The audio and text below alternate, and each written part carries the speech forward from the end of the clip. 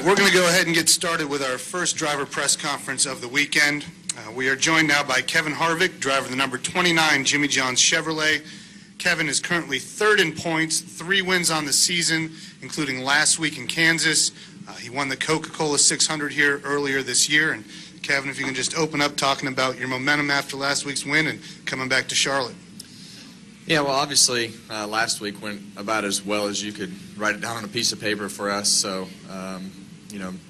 sitting on a pole and winning the race is a little bit out of character from what we've done in the past. But, I think for us, it gives us a lot of confidence in the things that we can do and need to do to keep ourselves in position to continue to race for this championship over the next several weeks. So, we went to a few racetracks that obviously haven't been great for us in the past, and we had a good run in Chicago. Didn't fare so well in Loudon, and had a decent run in Dover and Kansas. So we just need to continue that, and I think as the schedule goes towards the end of the year, the racetracks get better for us as we move further down the line. All right, thanks a lot. We'll go ahead and take questions. Please wait for the wireless mic and start with your name and affiliation. We'll start up here with Tom. Hi, Kevin. Tom Jensen, FoxSports.com. A couple years ago, I think it was when you won the All-Star race, you said you hated this place, even though you won it. You always struggled here, and since then you've won the Coke 600 a couple times. Are you more comfortable at this track? Do you like it better now? Yeah, I think for us, it's that was a few years ago. That was one of our goals, was to figure out what we needed to do, and I think probably see in our nationwide schedule, it's a racetrack that we run a couple times a year. We've focused a lot on trying to not have that be the stigma that sticks in our minds as we come to this particular place, and we've run a lot better since the car changed. I think for us was a good thing. It created new setup packages and things that fit more of my driving style, and the things that I felt in the car were better for me once we switched cars. So it's been a good place for us the last several years, and feel good about coming into the weekend. And obviously we won the first race here, so we just have to keep doing the things that we've been doing, feel good about where we are, and coming to the track. We'll go to Alan Cavana. And a decade ago, there was a stretch of years there where rookies came in and they succeeded right away. Yourself winning, your first year. We saw that a few times over the course of 5 or 6 years. We don't see that as much anymore. I was just your thoughts on what's changed. Why can't rookies get to victory lane like they used to? Yeah, I think there's really not as good of a training ground that there used to be. I think that the cars the nationwide cars and trucks are so slow. You get into a cup car, and the driving style that has been created for the younger drivers is so drastically different than what a cup car is, and it has made the experience of the cup drivers more valuable, just for the fact that the driving style is so unique. So I think when I was coming in, the cars were more similar. You raced on pretty much the same tire pretty much every week, and the cars were a little bit faster. So I've definitely mentioned that, and I think it would be good for our sport to see some of the guys come in. I think obviously Kyle Larson's running this week. I think he's going to be successful in the sport, and hopefully they give him the time to do what he needs to do. So it's just hard, and obviously the chances with the economy and the things of people taking chances aren't there, but the training ground is just not as good as it used to be. We'll go Ryan, and then if you can pass the mic behind you, Ryan. Ryan McGee, ESPN.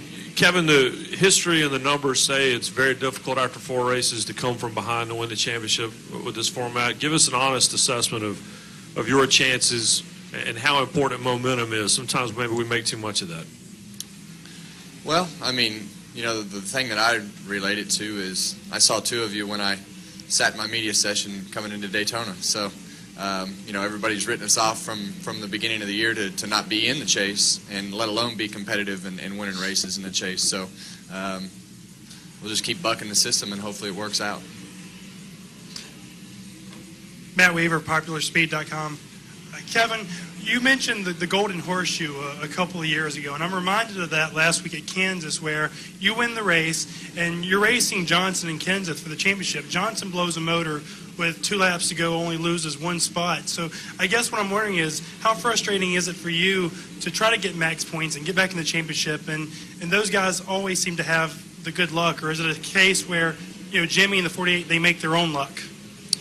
I think for us, we controlled the things that we could control last week, and that was by scoring max points. And you have to have some luck on your side to be around at Homestead. So hopefully, you catch some of those breaks at whether it be Talladega or Martinsville, and hopefully, you can counterbalance that with some lucky breaks of your own. So running good and running up front, you'll probably get more good breaks than you will running mid-pack, because you'll just have more options. And that's just like qualifying last week. I think that really opened our eyes to realizing, when you have a qualifying day like that, you had a lot more options when it came time to come down pit road, and not having to scramble all day to keep yourself in the game. So it's you gotta try to create some of your own opportunities, but you also have to have some luck go on your side. So,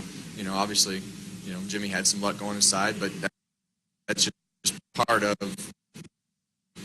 winning the championship. And I think that's probably something that we've learned. You're going to get some bad breaks, and it's just how you overcome those. And then when you get the good breaks, it's how do you capitalize on those. We'll go Ben, Viv, and then over to the other side of the room. Kevin, I'm over here, Ben White with Lexington Dispatch. Just a question about Phoenix International Raceway. Is that a track that you normally run well at, or is it kind of a hot and cold track for you? In other words, you do well or not so well. How would you classify that? I don't even know when that race is. Right now, I'm concentrating on Charlotte, but Phoenix has been a good place for us. We won this race last year, so. Viv.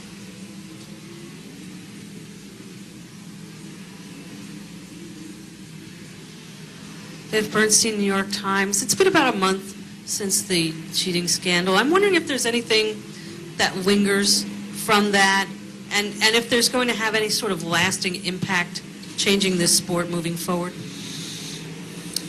That's a great question. I think as you look at it, I think obviously from the outside looking in, there was probably 100 different things that you could have done to handle the situation different from a sanctioning body standpoint, from a team standpoint. There's a lot of things that happen that everybody, I'm sure, looks back on and says, I would have done this or this different. But I'm sure that you could say that about the NFL too. They look back on the concussion thing and the way that it's been handled, and so you have to make reactions at the moment to make decisions, and the sanctioning body made the decision, and obviously for us not sitting in that position to make those decisions, I think it's it's easy to criticize, but they're tough decisions to make. I think that the repercussions that the team has seen from it are obviously pretty big, and I think if they look back on it, they would probably say that they would have done things a little bit differently to protect the things and the sponsors and that are expected from their fans. And you listen to the reaction of to Clint, and obviously you hear the fans boo, and you hear the things that they think about it, and I know that bothers him, but it's had a lot of repercussions. I think if everybody had to do it over again, I'm sure that they would do things differently, but you have to make decisions at the time, and those were the decisions that were made, and everybody's trying to move on, and definitely be something that's talked about for a long time.